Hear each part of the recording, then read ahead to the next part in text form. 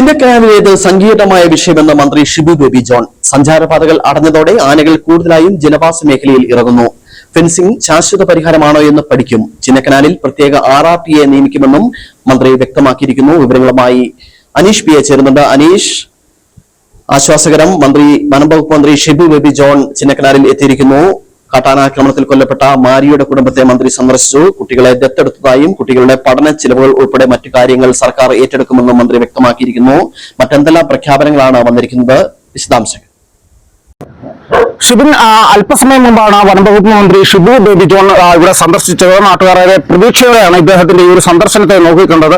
നാട്ടുകാർ പറഞ്ഞതനുസരിച്ചാണെങ്കിൽ ചിന്നക്കനാൽ ഗ്രാമപഞ്ചായത്ത് രൂപീകരിച്ചതിന് ശേഷം ഏറ്റവും ആദ്യമായാണ് ഒരു വനം വകുപ്പ് മന്ത്രി മേഖലയിൽ സന്ദർശനം നടത്തുന്നത്. മന്ത്രിയെ നേരത്തെ എത്തി ഈ മാരിയമ്മാൾ കഴിഞ്ഞ 2 ആഴ്ച മുമ്പ് കൊല്ലപ്പെട്ട കാട്ടാന ആക്രമണത്തിൽ കൊല്ലപ്പെട്ട മാരിയമ്മാൾ കൊല്ലപ്പെട്ട സ്ഥലത്ത് സന്ദർശിക്കുകയുണ്ടായി. ഇവിടെ അതായത് സിംഗുകണ്ഠത്തിനും സൂര്യവലിക്കും ഇടയിലുള്ള ഈ ഒരു പ്രദേശത്ത് ആവശ്യമായിട്ടുള്ള മുൻകരുതലുകൾ ഇല്ലെങ്കിൽ കാട്ടാന ഈ ജനവാസ മേഖലയിലേക്ക് പ്രവേശിക്കുന്നതിനെ തടയുന്നതിന് ആവശ്യമായിട്ടുള്ള നടപടികൾ എങ്ങനെ കൈക്കൊള്ളാമെന്നതിനെ കുറിച്ച് നാട്ടുകാരുമായും അതുപോലെ തന്നെ വനം വകുപ്പ് ഉന്നത ഉദ്യോഗസ്ഥരുമായിട്ടും ഇദ്ദേഹം ചർച്ച നടത്തുകയുണ്ടായി. ഇതിനുശേഷം ഈ മേഖലയിൽ ഉണ്ടാകുന്ന തുടർച്ചയായിട്ടുള്ള ഈ കാട്ടാന ആക്രമണത്തിന് ശാശ്വതമായിട്ടുള്ള ഒരു പരിഹാരം കണ്ടെത്തുന്നതിന് ആവശ്യമായിട്ടുള്ള മാർഗനിർദ്ദേശങ്ങളെ കുറിച്ചാണ് ഇപ്പോൾ അദ്ദേഹം ചർച്ച ചെയ്തിട്ടുള്ളത്. അതായത് ഫെൻസിംഗ് പോലെയുള്ള സംവിധാനങ്ങൾ ഒരുക്കുക എന്നുള്ളത് അപ്രായോഗികമാണെന്നുള്ള ഒരു പ്രാഥമിക വിലയിരുത്തലിലാണ് ഇപ്പോൾ മന്ത്രിയുള്ളത്. അതിന് കാരണം എന്താണെന്ന് വെച്ച് കഴിഞ്ഞാൽ അതായത് വളരെ വിസ്തൃതമായിട്ടുള്ള ഒരു പ്രദേശമാണ്. ഈ ഒരു പ്രദേശം മുഴുവൻ ഫെൻസിംഗ് തീർക്കുക അല്ലെങ്കിൽ മറ്റേതെങ്കിലും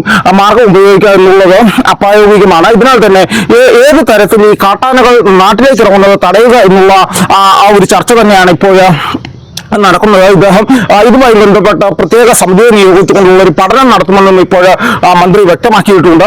അതുപോലെ തന്നെ ഏറ്റവും സുപ്രധാനമായ ഒരു പ്രഖ്യാപനം കൂടി ഇദ്ദേഹം നടത്തുകയുണ്ടായി. നിലവിൽ അവിടെ ഒരു RRT ടീമുണ്ട്. ഇതിനെ കൂടാതെ മറ്റൊരു സ്പെഷ്യൽ RRT ടീമിനെ ചിന്നക്കനാലിൽ നിയോഗിക്കുമെന്ന് അദ്ദേഹം പ്രഖ്യാപിച്ചു കഴിഞ്ഞു. ഈ RRT ടീമിനെ അടിയന്തരമായിട്ടൊന്ന് നിയോഗിക്കുവാൻ വേണ്ടിയിട്ടുള്ള നിർദ്ദേശങ്ങൾ നൽകി കഴിഞ്ഞു.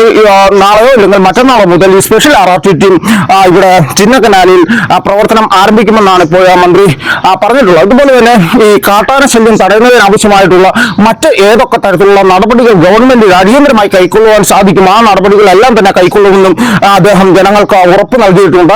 ഈ ജനങ്ങളുമായിട്ടുള്ള ഒരു സംവാദമാണ് ഇനി ഉള്ളത്.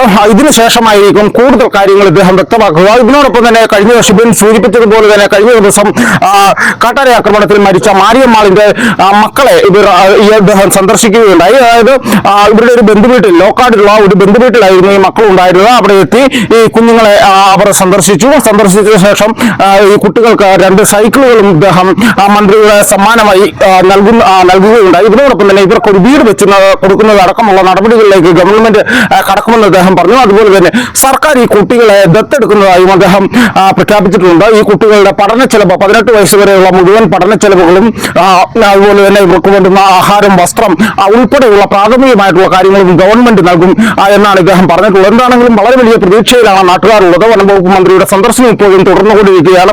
Idukki MP advocate Dean Kuriakose, Devikulam MLA F Raja, Udumbanchola MLA advocate Senapathi Venu എന്നിവരും അദ്ദേഹത്തോടൊപ്പമുണ്ട്. എന്താണെങ്കിലും നാട്ടുകാരും വലിയ പ്രതീക്ഷയിലാണ് മന്ത്രിയുടെ സന്ദർശനത്തെ കാണുന്നത്. സന്ദർശനം ഇപ്പോഴും തുടർന്നുകൊണ്ടിരിക്കുകയാണ്. ഷിബിൻ.